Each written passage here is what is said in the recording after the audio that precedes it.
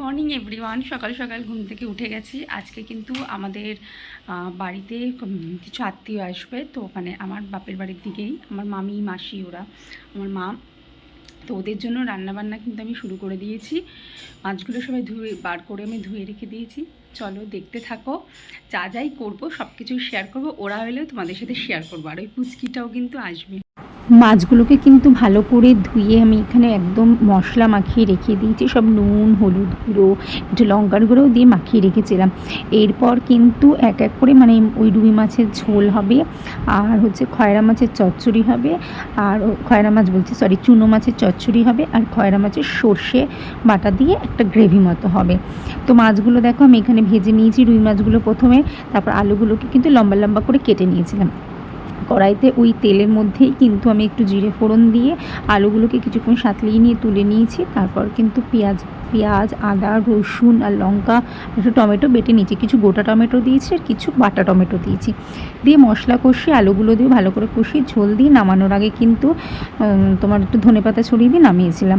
খয়রা মাছগুলোকেও কিন্তু আমি এরকম এক এক করে ভেজে নিয়েছিলাম, নিয়ে আমি কিন্তু সানরাইজের যে সর্ষেটা আছে না, ওটা আমি কিনেছিলাম আধ ঘন্টা ভিজিয়ে রাখার পর মাছগুলো ভেজে তুলে নিয়েছি। তারপর কিন্তু তেলের মধ্যে কালো জিরে ফোড়ন দিয়ে তো সর্ষেটা দিয়ে ভালো করে নেড়ে নেড়ে একটু ঝোল মতো দিয়েছিলাম, দিয়ে ঝোলটা একটু যখন শুকিয়ে এসেছিলো তখন কিন্তু নুন মিষ্টি দিয়ে তারপর মাছগুলোকে ওর মধ্যে দিয়ে দিয়েছিলাম। নামানোর আগে এটার মধ্যেও কিন্তু আমি ধনেপাতা দিয়েছিলাম। এই মাছ কিন্তু নাকি ভাজা খেতেও খুব ভালো লাগে ডালের সাথে, জানি না এই ভিডিওটা কেন আমার বড় উল্টো তুলেছে, ওই তুলছিল।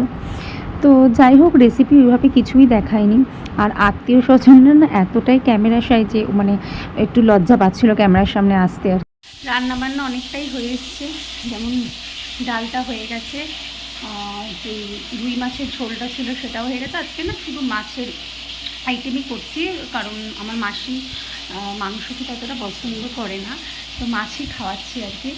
এরপরে ওই যে কী জানি কী মাছ বলে আমি নিজেই ভুলে গেছি, আমার দেখো লঙ্কা লেগে কী হলো।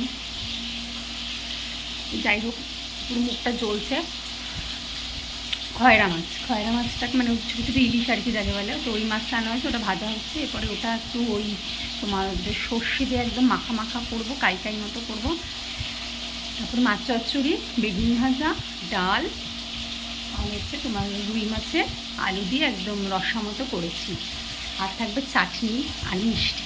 ব্যাস, আজকের আইটেম এইটুকুনি। সবাই এলে তোমাদের সাথে নিশ্চয়ই দেখিয়ে দেবো, শেয়ার করে দেবো।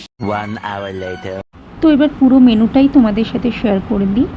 ভাত হয়েছিল, এখানে মুসুরির ডাল যেটা হচ্ছে পেঁয়াজ দিয়ে টমেটো দিয়ে আর রসুন ফোড়ন দিয়ে করেছিলাম, বেগুন ভাজা, আর হচ্ছে এটা যেটা তোমাদের বললাম আর কি ওই চুনো মাছের চচ্চড়ি, আর এখানে খয়রা মাছ, আর হচ্ছে ওই রুই মাছের ঝাল যেটা ওটা, আর চাটনি, আর ছিল লাল মিষ্টি। তো যাই হোক, মানে ওরা না যারা এসছিলো তারা একটু বয়স্ক, তো তারপরে হচ্ছে একটু ক্যামেরার সামনে আসতে ওদের কেমন একটা মানে লাগছিলো, তাই আর তোলা হয়নি। আর বিকালে কিন্তু চা আর এই মোমো ছিল আর কি। তোমাদের যদি ভিডিওটা ভালো লেগে থাকে তাহলে প্লিজ লাইক শেয়ার সাবস্ক্রাইব করে দিও, আর কমেন্টও জানিয়ে কেমন লাগলো।